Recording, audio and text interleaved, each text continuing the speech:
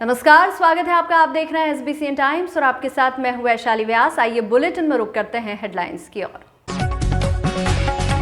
मंदसौर जिले में अच्छी बारिश के लिए अब टोने टोटके होना शुरू। शमशान घाट पर अर्धनग्न होकर गधों से जुताई की गई, तो वहीं पार्षद प्रतिनिधि बैठे गधे पर। मंदसौर नगर के बगीचों की बदहाली पर मंडरा रहा संकट। झूले चक्रिया भी टूट रही, बगीचों में गाजर घास का कब्जा। नगरपालिका मंदसौर को दिल्ली में मिला राष्ट्रीय सम्मान। नगरपालिका अध्यक्ष सहित पार्षद रहे मौजूद। मंदसौर शहर सहित अंचल में अच्छी बारिश की कामना को लेकर शहर के मुक्तिधाम पर चंद्रपुरा के रहवासियों ने शमशान घाट पर अर्धनग्न होकर गधों से बुआई की, तो वहीं पार्षद प्रतिनिधि बैठे गधे पर। अच्छी बारिश होने के बाद गधों को गुलाब जामुन भी खिलाए जाएंगे। मंदसौर शहर सहित अंचल में बारिश के लिए लोगों का अजब गजब टोने टोटका करने का मामला सामने आने लगा है, जिसमें लोगों ने मुक्तिधाम स्थित शमशान के अंदर गधों से बुआई करवाई। इतना ही नहीं, शहर के नेताजी को गधे पर बिठाकर भी घुमाया। दरअसल अच्छी बारिश के लिए ये टोटका है और दावा है कि इस टोटके के बाद 100% बारिश होगी। इतना ही नहीं, इस टोटके के बाद अगर बारिश अच्छी होती है तो गधे को बाद में गुलाब जामुन भी खिलाएंगे। बता दें कि जहां एक और देश का आधा हिस्सा इन दिनों बाढ़ और बारिश की बर्बादी झेल रहा है, तो वहीं मध्य प्रदेश का मंदसौर जिला सूखे की कगार पर है। हालात ये है कि लोग अब यहां बारिश के लिए तरह तरह के जतन और टोने टोटके तक कर रहे हैं। तस्वीरें मुक्तिधाम की है। यहाँ लोगों ने टोटके के मुताबिक गधे से नमक और उड़द की बुआई करवाई। इन सभी लोगों का दावा है कि शमशान में काल भैरव का पूजन अर्चन और गधों से बुआई के बाद 100% अच्छी बारिश होती है और पूर्वजों के बताए अनुसार वे पिछले करीब 50 सालों से इस टोटके को अपना रहे हैं। जब जब भी इस टोटके को अपनाया गया तब तब मंदसौर में अच्छी बारिश हुई। खैर, मुक्तिधाम में बुआई की ये सांकेतिक प्रक्रिया होती है। इन सभी लोगों का दावा है कि इस टोटके के बाद इलाके में अच्छी बारिश होती है। पानी के लिए किए गए इस टोटके में गधे पर बैठकर सवारी करने वाले मंदसौर नगरपालिका के पार्षद प्रतिनिधि व कांग्रेस नेता शैलेंद्र गिरी गोस्वामी ने बताया कि आज भले ही विज्ञान ने खूब उन्नति कर ली है, बारिश कब और कहां होगी ये सब गूगल बता रहा है, लेकिन पूर्वजों की ये विधि सबसे अच्छी है। इन दिनों किसान और व्यापारी हर वर्ग बारिश का इंतजार कर रहे हैं और हम उनके लिए गधे पर भी बैठ सकते हैं। बता दें कि जुलाई बीतने को आया है, लेकिन अब तक मंदसौर जिले में पिछले वर्ष की तुलना में कम बारिश हुई है। कई जगह बारिश के अभाव में फसलें खराब होने की कगार पर है। यही कारण है कि लोग अब बारिश को लेकर अजब गजब टोटके भी करने लगे हैं। SBCN टाइम्स के लिए मंदसौर से संवाददाता सचिन जैन की रिपोर्ट। जी, आज बारिश के लिए जतन किया गया है, किस तरह से ये टोटका किया गया है, किस तरह से गधों को से बुआई करेगी, पूरी प्रक्रिया बताओ आप। प्रक्रिया रहती है कि अगर कहीं पे बारिश नहीं होती क्षेत्र में तो उस प्रकार हम उज्जैनी का ऐलान करते हैं। उसके बाद जितने भी देवी देवता हैं हमारे आसपास क्षेत्र में उनको पूजा जाता है, चाहे वो जंगल में हो, शमशान में हो, कहीं पे उनकी पूजा अर्चना करने के बाद उज्जैनी का हम परंपरा अनुसार करते हैं, ठीक है, इंद्र देवता मान जाए। और उस प्रक्रिया के बाद अगर 3 दिन में अगर बारिश नहीं होती, ये अधिकतर तो 3 दिन में इंद्र देवता मान जाए, उज्जैनी से भी कार्य हो जाता है। लेकिन अगर वो कार्य सफल नहीं होता तो उसके बाद हमको शमशान में आना पड़ता है और शमशान में आके नमक और उड़द की बुआई करी जाती है। ये परंपरा बरसों से चली आ रही। आप देखिए कि हम चांद के ऊपर चले गए, बड़ी बड़ी विज्ञान हमारा कहाँ से कहाँ पहुँच गया। आप गूगल पे बोलो बारिश कब होगी, ये चीज़ें सारी पता लगती है। लेकिन कहीं ना कहीं हमारे पूर्वजों ने जो हमको बता रखा है, उस पूर्वजों के बताए हुए रास्ते पे हम चलते हैं। विगत 50 वर्ष से यह कार्य हम कर रहे हैं। जब भी मंदसौर में बारिश नहीं हुई तब हमने ये प्रयोग किया तो 100% बारिश हुई है। कहीं ना कहीं हम ये चाहते हैं कि बारिश हो। बारिश के लिए हर व्यक्ति चाहता है कि बारिश कैसे भी हो, उसके लिए बाजार बंद करना और सब तरह का काम करते ही हैं। व्यापारी हो, कोई भी हो, व्यापारियों में निराशा है, किसानों में निराशा है, उनकी निराशा कैसे भगवान दूर करे, उसके लिए हम हर कार्य करने के लिए तैयार। चाहे हमको गधे पे बैठना पड़े, गधे से बुआई कराना पड़े, या हमें नग्न होकर शमशान में निकलना पड़े, तो भी हम ये प्रयोग करने के लिए तैयार है। इससे होने के बाद क्या करेंगे? बारिश होगी तो जिन गधों ने आज अपना पूरा कर्तव्य निभाया है, बारिश होते ही इनको गुलाब जामुन का सेवन कराया जाएगा। और इसके बाद बारिश के बाद ये प्रक्रिया आज क्या किया गया आपके द्वारा? हमारे द्वारा ये किया गया कि शमशान में गधों को लाए, उनसे बुआई करी गई। नग्न होने के बाद उनको बुआई करने के बाद हाँ सब हमने ये करा है। और इस प्रयोग के करने के बाद ये 100% बारिश होगी। ये हमारी क्रिया है और क्रिया परसों से चली आ रही है। आपका नाम? शैलेंद्र गोस्वामी। मंदसौर नगर पालिका परिषद का उद्यानिक विभाग अपने कर्तव्यों को लेकर कितना सजग है, इसका अंदाजा नगर के बगीचों की स्थिति देखकर ही लगाया जा सकता है। शहर के विभिन्न उद्यानों का रखरखाव अत्यंत धीमी गति से हो रहा है, जिसका परिणाम यह है कि वर्षा ऋतु के दौरान भी कई उद्यान उजाड़ पड़े नजर आ रहे हैं। बगीचों में गाजर घास और खरपतवार बढ़ रहे हैं, लेकिन इन्हें साफ सुथरा रखने के लिए नियुक्त कर्मचारी गायब नजर आते हैं। ये स्थिति स्पष्ट करती है कि उद्यानिक विभाग के अधिकारी अपनी जिम्मेदारियों को गंभीरता से नहीं ले रहे हैं। मंदसौर का ड्रीम प्रोजेक्ट दादा दादी पार्क इस स्थिति का जीता जागता उदाहरण है। करोड़ों रुपए खर्च होने के बावजूद ये पार्क आज भी उजाड़ पड़ा है। नगर पालिका के अधिकारियों ने इस पार्क से मानो मुंह मोड़ लिया है और पार्क के नाम पर खर्च की गई राशि का दुरुपयोग किया जा रहा है। नगर की जनता नगर पालिका को टैक्स के रूप में मोटी रकम देती है, लेकिन इसके बदले में उन्हें अच्छे पार्क और साफ सुथरे बगीचे नहीं मिलते। नगर पालिका परिषद नगर के विकास पर ध्यान नहीं देती और अधिकारी केवल कागजी कामों में उलझे रहते हैं। जनप्रतिनिधि विकास की बात तो जरूर करते हैं, लेकिन धरातल पर जाकर समस्याओं को देखने का प्रयास नहीं करते। अगर जनप्रतिनिधि सजग रहते तो अधिकारी उन्हें गुमराह नहीं कर पाते। नगर के बगीचों की स्थिति सुधारने के लिए आवश्यक है कि उद्यानिक विभाग के कर्मचारियों की कार्यप्रणाली पर सख्त निगरानी रखी जाए, बगीचों की नियमित सफाई और रखरखाव सुनिश्चित किया जाए। इसके साथ ही नगर पालिका को अपने विकास कार्यों पर ध्यान केंद्रित करना चाहिए और जनता के टैक्स के पैसे का सही उपयोग करना चाहिए। जनप्रतिनिधियों को भी अपनी जिम्मेदारी को समझते हुए नगर के विकास कार्यों का निरीक्षण करना चाहिए और अधिकारियों को उनकी जिम्मेदारियों का एहसास कराना चाहिए। नगर के बगीचों की बदहाली पर अब जनता का सब्र जवाब देने लगा है। लोग उम्मीद करते हैं कि नगरपालिका परिषद जल्द ही इन समस्याओं का समाधान निकालकर नगर को सुंदर और स्वच्छ बनाएगी। शहर के कई बाग बगीचे हैं जिनमें पूर्व में नगरपालिका द्वारा लाखों रुपए खर्च करके झूले चक्रियां लगवाई थी, किंतु देखरेख के अभाव में कई सालों से बगीचे में लगे झूले चक्री टूट फूट गए हैं।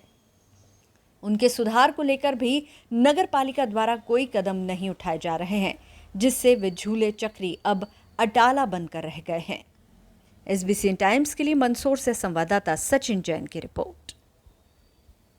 शहर के जो है नगरपालिका क्षेत्र में जो बगीचे हैं उजाड़ है, कई झूले चक्री भी टूटे हुए हैं।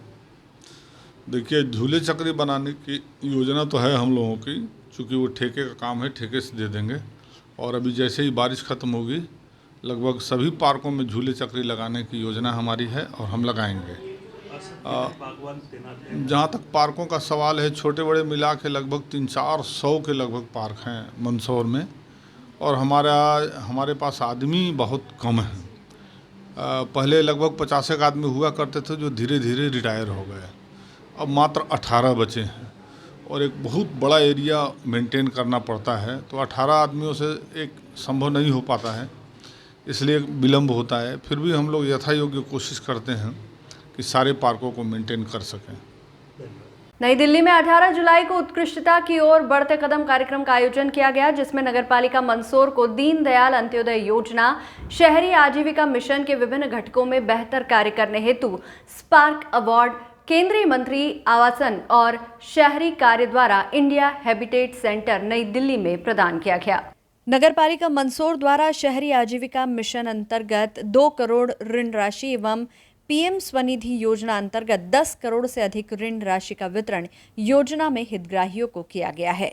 नई दिल्ली में मंदसौर नगरपालिका को इंडिया हैबिटेट सेंटर नई दिल्ली में केंद्रीय मंत्री मनोहर लाल जी द्वारा सम्मानित किया गया। उन्हें ये सम्मान दीनदयाल अंत्योदय योजना एवं प्रधानमंत्री स्वनिधि योजना में उत्कृष्ट प्रदर्शन के लिए प्रदान किया गया।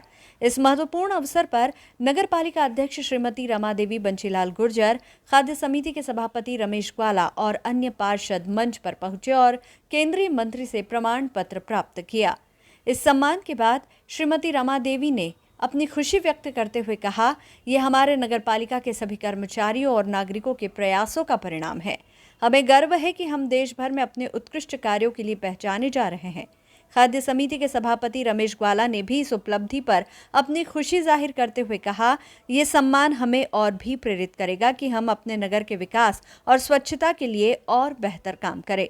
इस सम्मान समारोह में नगरपालिका के अन्य अधिकारी और कर्मचारी भी उपस्थित थे, जिन्होंने इस महत्वपूर्ण उपलब्धि का हिस्सा बनने पर गर्व महसूस किया।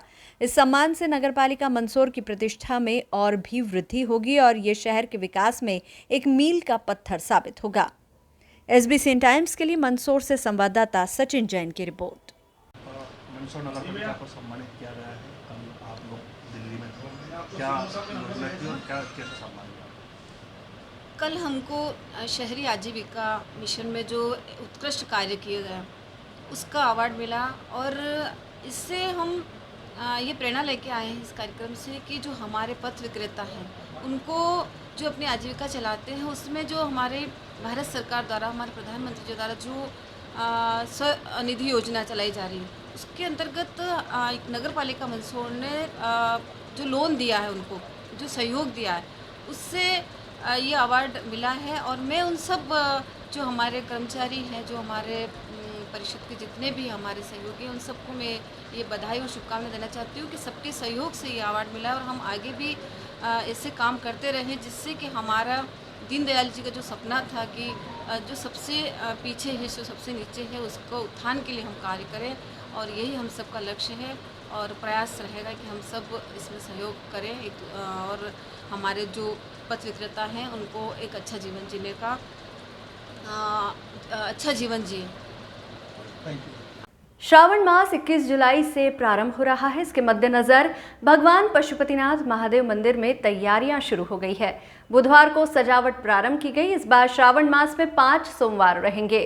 पहला श्रावणी सोमवार 22 जून को रहेगा, जिसमें भगवान भोलेनाथ भक्तों का हाल जानने नगर भ्रमण पर निकलेंगे। श्री पशुपतिनाथ महादेव मंदिर में श्रावण मास को लेकर तैयारियां चल रही है। इसके तहत मंदिर में आकर्षक सजावट प्रारंभ हुई।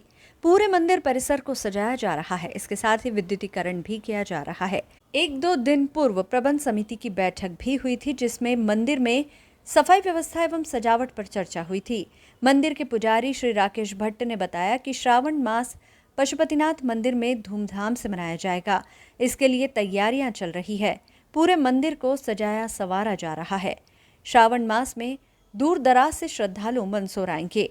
इस बार श्रावण मास में विशेष संयोग रहेगा। श्रावण मास में 5 सोमवार रहेंगे। पहला सोमवार 22 जून को आ रहा है। हालांकि पशुपतिनाथ मंदिर के पुजारियों का कहना है कि श्रावण मास की शुरुआत 21 जून से ही मान ली जाएगी। पशुपतिनाथ मंदिर में श्रावण मास के मद्देनजर सजावट प्रारंभ हुई। मंदिर में मनोकामना अभिषेक का भी आयोजन होगा। इसके साथ ही भगवान पशुपतिनाथ की शाही सवारी एवं शाही पालकी भी निकलेगी। पिछले दिनों प्रातःकालीन आरती मंडल की बैठक भी हुई, जिसमें शाही सवारी के आयोजन को लेकर चर्चा हुई। तो वहीं सावन के आखिरी सोमवार को राखी का पर्व भी है। तो वहीं अष्टमुखी भगवान पशुपतिनाथ जी नगर भ्रमण पर भक्तों का हाल जानने निकलेंगे। SBCN टाइम्स के लिए मंदसौर से संवाददाता सचिन जैन की रिपोर्ट। होने वाली, जिसको लेकर पशुपतिनाथ मंदिर पर भव्य तैयारी शुरू हो गई है, किस तरह के और क्या क्या आयोजन होंगे सावन माह में?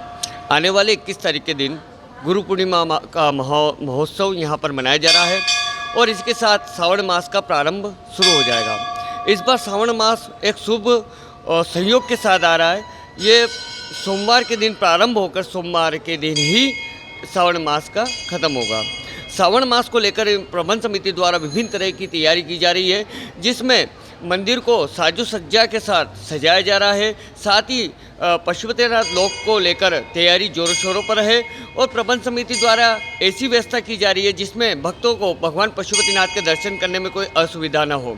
इसके साथ ही श्रावण मास पशुपतिनाथ मंदिर में बड़े धूमधाम और हर्षोल्लास के साथ मनाया जाएगा।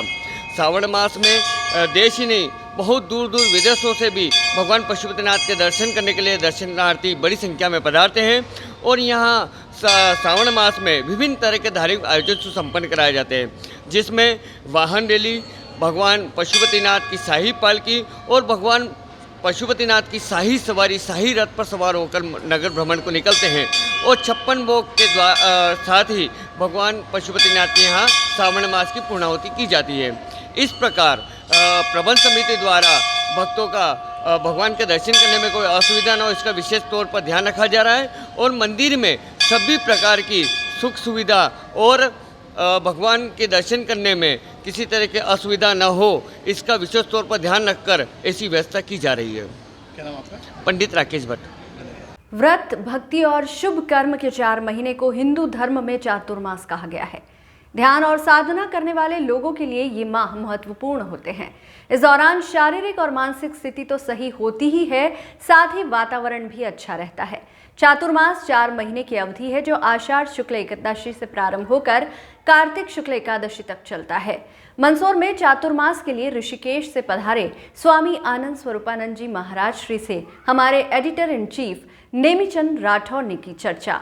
आइए देखते हैं चातुर्मास को लेकर महाराज श्री ने क्या कहा। ऋषिकेश से पधारे हमारे साथ आनंद स्वरूपानंद जी महाराज साहब मंदसौर में पधारे हैं, जो भी चातुर्मास करेंगे। मंदसौर सत्संग भवन में 4 माह रहकर चातुर्मास के करेंगे और साथ में ही यहाँ पर आध्यात्मिक होगा। हम गुरुजी आज हमारे बीच मौजूद हैं, उनसे चर्चा करेंगे चातुर्मास का महत्व क्या है। हाँ गुरुदेव, ये चातुर्मास जो होता है इसका महत्व क्या है, उसको क्यों करना चाहिए?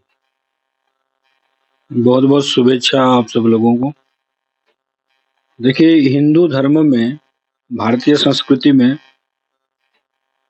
हम लोग मूल रूप से विश्वास करते हैं कि अपने आप को भगवान के साथ जोड़ने के लिए। तो हिंदू धर्म में बहुत प्रकार के व्रत है। उन व्रतों में से भी सबसे श्रेष्ठ व्रत माना जाता है ये चातुर्मास व्रत को। तो भगवान विष्णु जो है, देवशयनी एकादशी, जो एकादशी गई उससे देव उठनी एकादशी, तो इस 4 महीना के बीच में विशेष रूप से मांगलिक कार्य तो नहीं होते हैं, लेकिन अपने आप को भगवान के साथ जोड़ने के लिए जो एक माध्यम बनाया गया है, तो आध्यात्मिक रूप से स्वयं को परमात्मा के साथ जोड़ना। व्यवहारिक जीवन में व्यवहार सब कुछ करते हुए भी हम भगवान के साथ यदि अपने आप को जोड़ पाते हैं तो सचमुच में परम शांति, परम आनंद मिलेगा। भगवान सच्चित आनंद स्वरूप है। तो जो ज्ञान है, ज्ञानम लब्ध्वा परम शांति नचिरेणाधिगच्छति। श्रीमद् भगवद गीता में भगवान कहते हैं, चाहे आपके पास सब कुछ हो, यदि आप ज्ञान के अधिकारी नहीं, आप में यदि ज्ञान नहीं है, तो परम शांति आपको नहीं मिलेगी। थोड़ी बहुत जो सुख है वो शांति है, उसमें बहुत फर्क है। तो जोड़ने का जो माध्यम है ये एक चातुर्मास व्रत है, जहाँ महात्मा लोग विशेष करके 4 महीना किसी न किसी एक जगह पे ठहर करके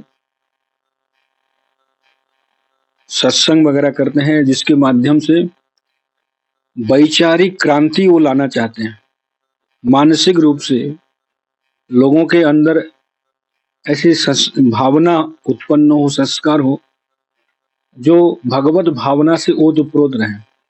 गुरुजी, संत समागम जो रहता है वो 4 माह विहार नहीं करता, वो एक ही जगह करते हैं। हाँ, एक ही जगह। इसीलिए बरसात के दिनों में जब बारिश शुरू हो जाती है तो अनेक प्रकार के जीवाणु उत्पन्न होते हैं, कीड़े मकोड़े उत्पन्न होते हैं।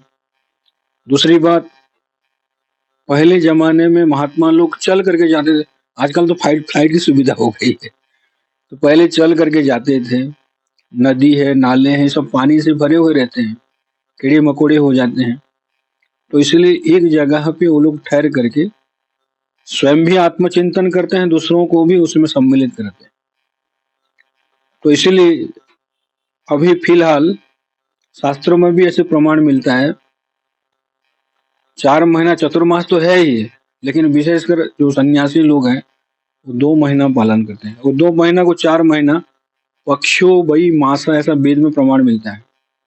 जो पक्ष है वो भी महीना के जैसा है, इसलिए 4 पक्ष आ जाते हैं 2 महीने में।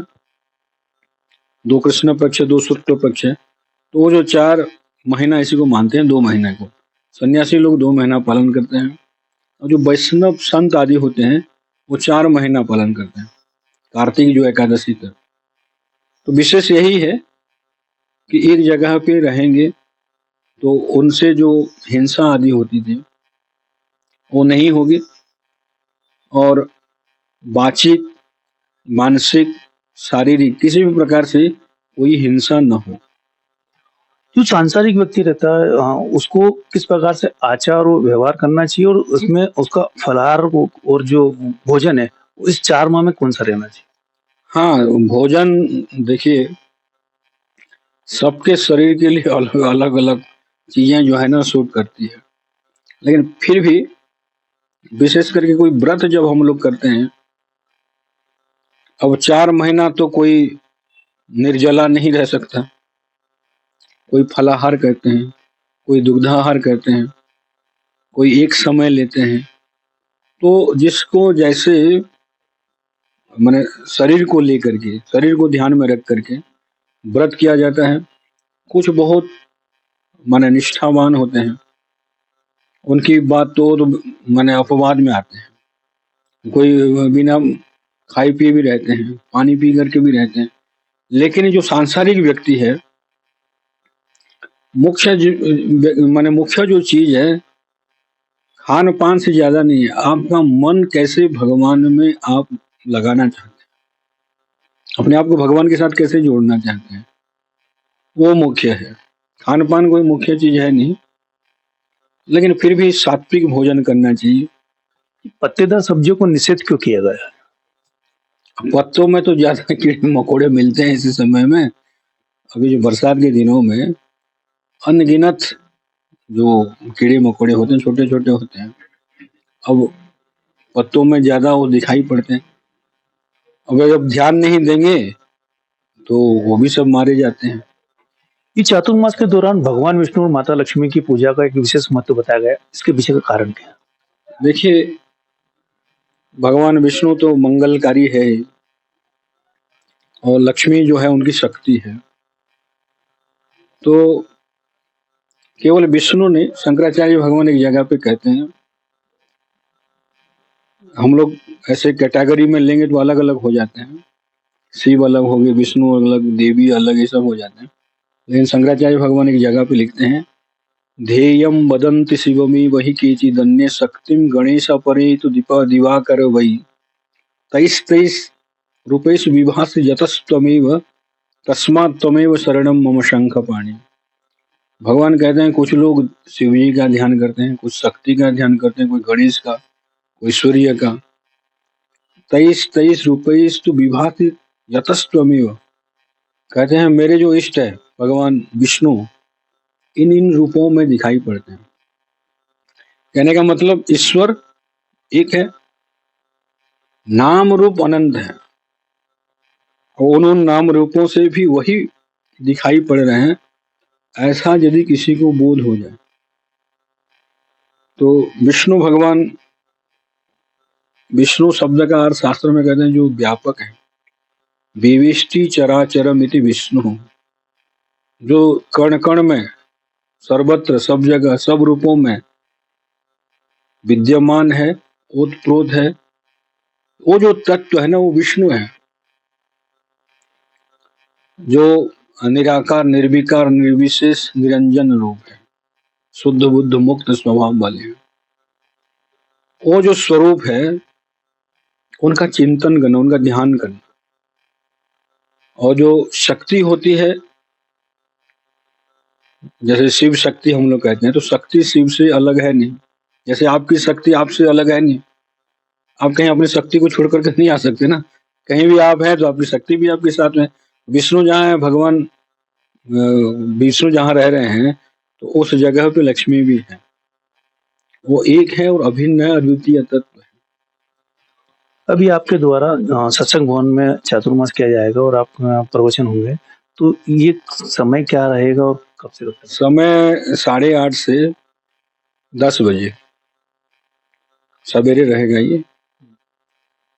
तो ये तो संत श्री हमारे साथ जो कि अभी केशव सत्संग भवन में चातुर्मास में रहेगा और इनका समय रहेगा सत्संग का सुबह 8:30 से 10 के बीच में, जिन्होंने बहुत बढ़िया बात बताई है कि ये जो उपासना पद्धति है किस प्रकार से की जाना चाहिए, क्यों की जाना चाहिए, सारे कारण पूरे बताए गए हैं। मानव को इस चातुर्मास के दौरान क्या चीज का भक्षण करना चाहिए और क्या नहीं खाना चाहिए, इसके बारे में सदगुरु ने हमें बताया है। अब देखना है कि मानव इस चीज पे कितना सनातन धर्म को अपनाता है और क्या करता है। मेरे सहयोगी अभिनव जलेवा के साथ नेमीचंद राठौर, एलबीएन टाइम, मंदसौर। मंदसौर में बीती रात सराफा बाजार में 5 विद्युत उपकरणों को नुकसान पहुंचाने का मामला सामने आया है। इस पर व्यापारियों ने गुरुवार सुबह रोष भी जताया। व्यापारियों का कहना है कि सराफा बाजार में सुरक्षा व्यवस्था नहीं होने से ये स्थिति बनी। मंदसौर में बीती रात सराफा बाजार में अनेक विद्युत उपकरणों को नुकसान पहुंचाया गया। सराफा व्यापारियों ने बताया कि विद्युत मीटरों की लाइनें काट दी गई, इन लाइनों से जनरेटर चलाए गए। सवेरे एक व्यापारी करंट लगने से बाल बाल बच गया। दरअसल लाइन काटने से तार खुले ही पड़े थे, जो कि दुकान की लोहे की शटर से टच हो रहे थे। व्यापारियों ने कहा कि इस तरह नुकसान पहुंचाना उचित नहीं है। शांति समिति की बैठक में कभी इस मुद्दे पर चर्चा क्यों नहीं होती है? हर साल ये स्थिति बनती है। सराफा व्यापारी संघ के सचिव उमेश पारिख ने कहा कि 2 दिन से लगातार पुलिस प्रशासन को अवगत कराया गया था तथा सराफा बाजार में पुलिस बल तैनात करने की मांग की गई थी। उसके बावजूद भी कोई ध्यान नहीं दिया गया। विद्युत मीटर तार काटने का क्या औचित्य है? ये जो भी हो, इस तरह के असामाजिक तत्वों पर कार्रवाई की जाना चाहिए। मंदसौर सराफा व्यापारियों में इस घटना से आक्रोश है। उनका कहना है कि अगर समय रहते शहर कोतवाली पुलिस हमारी बात मान लेती तो इस तरह की घटना नहीं होती। SBCN टाइम्स के लिए मंदसौर से संवाददाता सचिन जैन की रिपोर्ट। मेरा नाम शिवनारायण वर्मा है। मेरे बच्चे की दुकान है। ये यहाँ से वायर काट गए और उसमें से उन्होंने मोहर्रम का जोड़ा है उनमें और ये शटल भले की घंटे भर तक सब उसमें आ रहा है टीवी इसमें रिकॉर्ड में। हाँ, खुला वायर शटल पे था, जो करंट आ गया उसके कारीगर को ही करंट आ गया। और क्या परेशानी, क्या घटना हुई? सराफा बाजार का ये क्षेत्र है और यहाँ से लगातार हर साल मुहर्रम निकलता है उसको, लेकिन हर साल कहीं ना कहीं कोई कभी ट्यूबलाइटें फूट जाएगी। लेकिन इस वर्ष लाइट के कनेक्शन जो मीटर बाहर आ रहे हैं उसमें जोड़ दिया। और अभी तो ये मीटर जो मैं बता रहा हूँ आपको, इस मीटर की तो ये थी कि अगर लाइट बंद नहीं रहती तो ये आदमी यही दुकानदार उसका नौकर जो हो सकता था, कोई भी घटना हो सकती थी। अब वायर बाहर जोड़ जाते हो, वायर कट उस शटर से लगा हो रह गया मेन लाइट से। और दूसरा ये कि बिरयानी खा रहे हो हैं, गंदगी कर रहे हो, ये कहाँ सिखाया है? शांति से निकलो ना, कोई तकलीफ ही नहीं है ना कहीं यहाँ पे। इस तरह गंदगी वगैरह करी इन लोगों, गंदगी, अंडे फेंकना, बिरयानी खाना, पोटे करना, ये कौन सा तरीका है? सराफा बाजार है। सुबह व्यापारी कम से कम 5-10 दुकानें धोई है अपनी। तो मेरा प्रशासन, और मैंने प्रशासन को 2 दिन पहले सूचित कर दिया था कि देखो साहब, आप ये पूरा ऊपर से मंडी गेट से लेके ऊपर कनक गीत से ऊपर तक आप इसकी व्यवस्था करो, 1-4 की गार्ड लगाओ, ताकि क्या है कि उससे प्रशासन मुहर्रम में जो भी निकलने वाले हैं तो वो भी सावधानी रखे, नहीं भाई कोई तकलीफ नहीं है। तो मेरा तो यही मांग है कि हर साल की समस्या ये ख़त्म होनी चाहिए। प्रशासन से मांग है मेरी ये तो। मेरा नाम अंकित सोनी, ऊपर शहर क्षेत्र है, पीयूष किराना के पास में मेरी शॉप है। वहाँ पे मैं जब मॉर्निंग में दुकान खोलने आया तब पूरी पट्टी पे गंदगी कर रखी थी। इन्होंने पोटी वोटी सब कर रखी थी, पान गुटखा सब गंदा का कर रखा था पूरी शॉप पे। दुकान के ताले वगैरह भी इन्होंने अनसन मतलब रात को भड़ी के दरवाजे जिस प्रकार से मैं लगा के जाता हूँ उस प्रकार से सुबह मुझे मॉर्निंग में मिले नहीं। मेरी दरवाजे के ऊपर जो गेपिंग है उस गेपिंग में से कागज़ फेंकना, ये फेंकना, अनसन तरीके से व्यवहार रखना, सिगरेट के ठुड्डे पड़े, मतलब कुछ तो भी अनसन। वायर काट गए मीटर के, उसमें कनेक्शन जोड़ा, मुहर्रम के कनेक्शन जोड़े। ये सर अच्छी बात नहीं है। क्या ऐसे लोगों पर कार्रवाई? बिल्कुल कार्रवाई, सख्त कार्रवाई होना चाहिए। क्या नाम आपका? मेरा नाम अंकित सोनी है। ठीक है। कौन सा क्षेत्र और क्या घटना हुई, क्या कर? सराफा बाजार है। हर साल की तरह इस साल भी सराफा बाज़ार में मुहर्रम के जुलूस के दौरान बाज़ार में तोड़फोड़ की गई, वायर काटे गए और मीटरों में से वायर छीलकर मुहर्रम के कनेक्शन किए गए। जबकि हर मुहर्रम के पीछे एक जनरेटर चल रहा था, जनरेटर को बंद करा और यहाँ से तार जोड़कर उसमें से चलाया। पहली बात तो। दूसरी बात, जो वायर क्रॉस नहीं कर रहा था रोड, जो दुकानों के ऊपर साइडों में था, उसको भी बुरी तरीके से काट पीट करके चले गए। मतलब कुल मिला के उनका उद्देश्य नुकसान करना, जनता को परेशान करना। आपका त्यौहार है, हंसी खुशी से मनाओ, चले जाओ।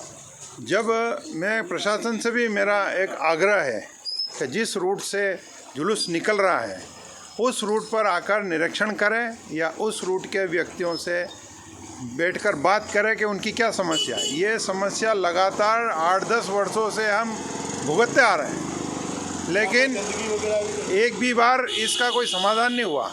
यहाँ पर हमारे एक व्यापारी की दुकान के ऊपर 2 जगह पोटी करके चले गए। अब यार ये कोई इंसानियत है, मानवता है? अरे अपन अन्न खा रहे हैं तो इस बात का ध्यान रखें। अगर मान लो कुछ भी इमरजेंसी है तो नाली में बैठे, नीचे बैठे, दुकान के ऊपर बैठ के पोटी करके जाना। एक व्यापारी, मैं खुद साफ करने वाला, एक व्यापारी दुकान के अंदर सो रहा था, उसके बाहर से सांकल लगा दी। सांकल लगाने के बाद जोर जोर से दरवाजे को पीटा और वो बाहर नहीं आ सका। इस प्रकार की हरकतें करी इन्होंने। जो भी खाना पीना करना था वो किया, दुकानों पे बैठ के किया, कोई आपत्ति नहीं। पर बैठने के बाद वो जूठन वहाँ छोड़ गए और ऐसी कैसी पड़ी रह गई।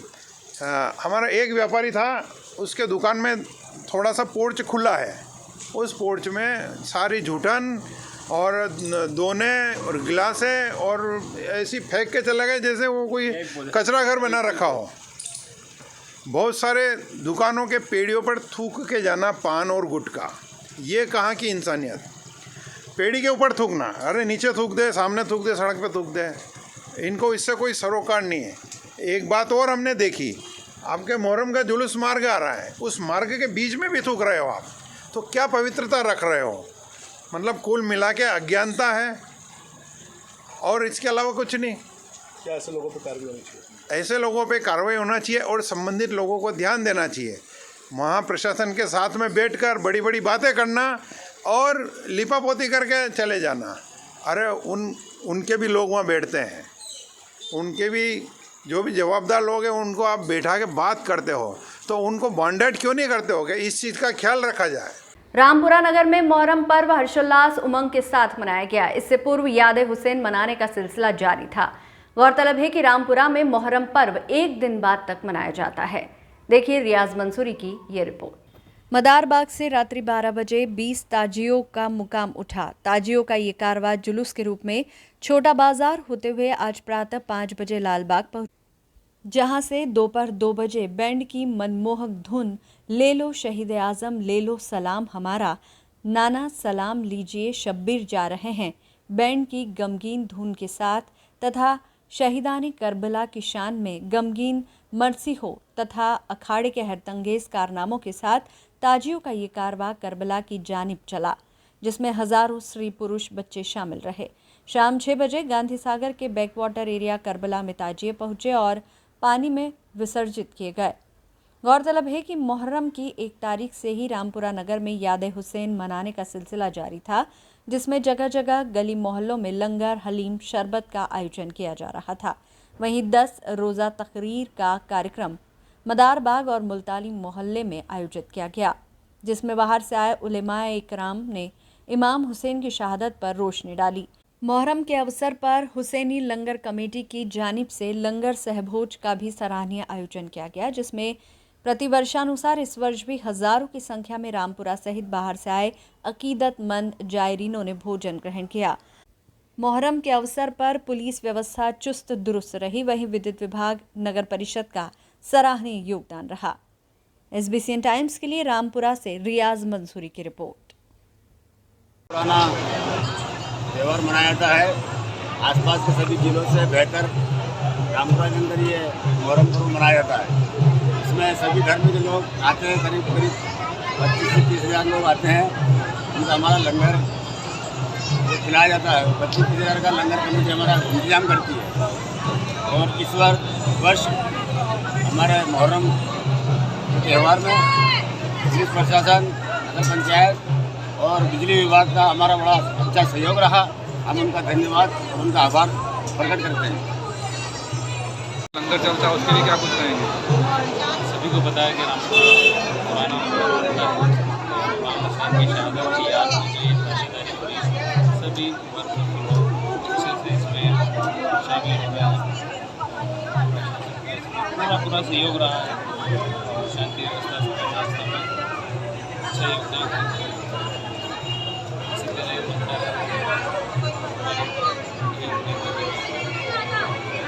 पुलिस प्रशासन और नगर पालिका ने आपका पूर्ण सहयोग किया। हाँ, पुलिस प्रशासन का अच्छा सहयोग रहा, अभी भी शांति व्यवस्था। नगर परिषद का भी अच्छा सहयोग है, बस थोड़ा सा पशु आवारा पशुओं में थोड़ी सी चूक हुई है, बाकी तो सब जगह अच्छा सहयोग है। आपका नाम? विक्रम। से कटा या इस बुलेटिन में फिलहाल इतना ही। लगातार न्यूज अपडेट्स के लिए देखते रहिए SBCN टाइम्स। नमस्कार।